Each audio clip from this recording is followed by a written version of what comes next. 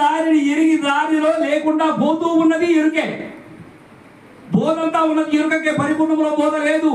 పరిపూర్ణంలో బోధ ఉంటే అది ఎరుకే అవుతుంది. పరిపూర్ణంలో బోధ లేదు, ఉన్నదంతా షోడశాక్షరి అనబడేటువంటి మూలం లేని గుర్తు తిరిగే శరీరం ఏదైతే ఉన్నదో అక్కడ వరకే బోధ.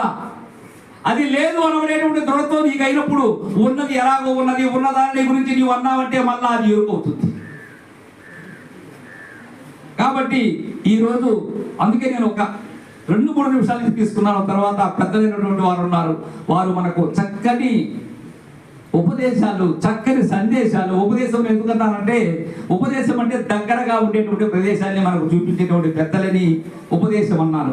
వారు పొందినటువంటి అనుభూతి ఏదైతే ఉన్నదో దాన్ని మనకు చక్కగా ఆ ఆరుణాతీత స్థితి ఏదైతే ఉన్నదో దాన్ని మనకు అందజేస్తారు.